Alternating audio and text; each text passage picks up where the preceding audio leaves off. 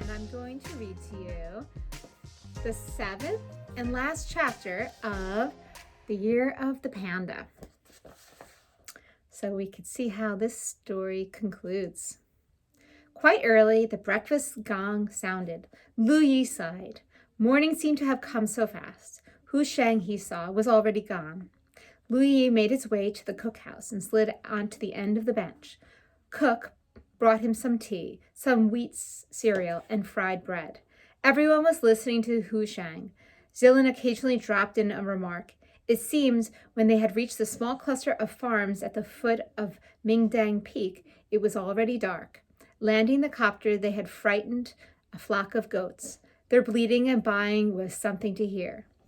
Then they lost their fear, came close, and began to nibble on the copter. Zilin said. He picked up the story from there, letting Hu Sheng concentrate on his breakfast. 3 grandfathers were on guard outside a hut.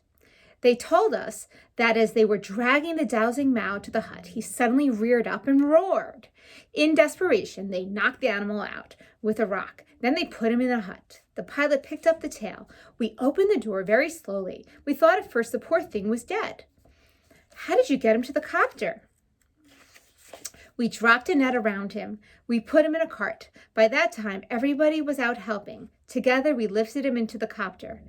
They were not sad, said Zilin, to wave goodbye to their guests. You know, Hu Sheng added, they did not even know they would get a reward. Yet they did everything they could to save the animal. Why? One of the elders said to me, Dowsing Mao is rare and mysterious, like a god, living in the midst of the mountains. Mr. Po certainly did not share this feeling, thought Lu Yi, smiling. One of the men at the table said something in his own dialect. He says, said Hu Sheng, what's so funny? Lu Yi told them about Mr. Po and how his wrestling match with the Dowsing Mao was ended by the bees. They soon all got up to go about their jobs. We'll leave in about 2 hours, said Hu Sheng. You can find something to do here in the meantime? Oh, yes. Come help me, said Wo Ping. Lu Yi went with Wo Ping to prepare food for the animals. As they chopped up apples and carrots and filled the baskets with corn and yams, Wo Ping told Lu Yi how he happened to be working here. I'm a student of animal husbandry at the university at Shadong. This is part of my studies. Lu Yi thought this strange. To him, study meant learning reading and writing, and maybe some history and geography. How interesting it would be to study animals. I wonder if Lu Yi will grow up to be a scientist or an animal specialist or a veterinarian. When the food was ready, they took it around. They came to Su Lin's cage. Wo Ping pulled out a key and opened it. You can go in and give her the food.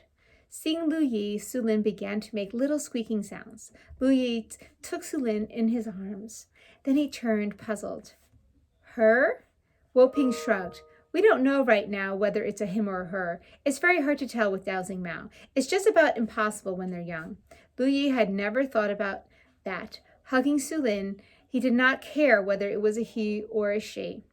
Hu Sheng approached. I thought I'd find you here. We're about ready to leave. Lu Yi put the little Dowsing Mao down. He left the cage quickly. He would never see Su Lin again. Here's a beautiful image of the Dowsing Mao, Su Lin, playing with a ball. He walked away quickly, thinking it would be easiest if he did not look back. But he did look back. Once, Su Lin had his or her nose in the food that they had brought him. Lu Yi walked away, not turning around again. Dr. D was outside her office. I want to thank you. As usual, she spoke slowly. And I want to ask you something. Yes? Would you like to come and work here for a time? You can be a student aide like Wo Ping. Lu Yi was speechless. Would he like it? Of course he would like it. But how could he leave his mother and father? They needed his help. Dr. D put a hand on his shoulder. I know it's really your parents who must make this decision. I have written a letter to them. She handed him an envelope. Lu Yi's face flushed. His parents did not read very well. Would they understand it? As though reading his mind, Dr. D went on. I am sure they will have questions. They can talk it over with our road messenger when he comes through again.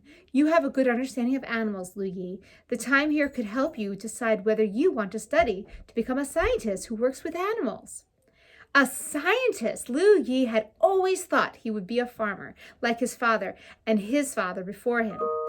My father needs my help in the fields and with the animals, Liu Yi frowned. How could I just go away? Dr. D gave him a quick hug. You must talk it over with your mother and father. How exciting. The helicopter engine was on, the propeller spinning above them. Hu Shang beckoned. Liu Yi climbed in the door. Take good care of Su Lin, he shouted. The copter rose straight up. Then they flew along in the mountain's shadow toward home. And that is the end of the book, but there's something called an afterword here.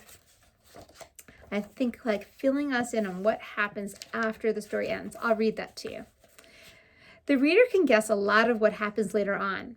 Wanting the best for their son, Liu Yi's parents let him go work at the Panda Rescue Center as a first step to his becoming an animal research scientist. With Liu Yi's 300 yuan reward money, they are able to pay for a helper on their farm to take Liu Yi's place. Sometimes, when he can, Liu Yi comes home to help out.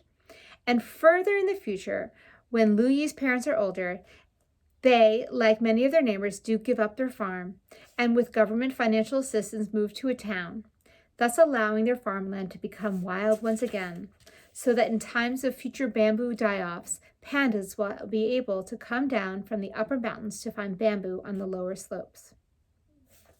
And here, there's the author's note. The basic details in this book are based on fact.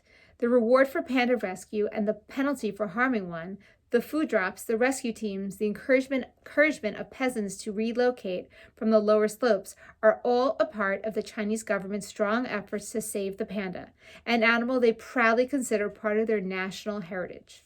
A number of American scientists, like Dr. D, have been working in cooperation with Chinese scientists to help save the panda.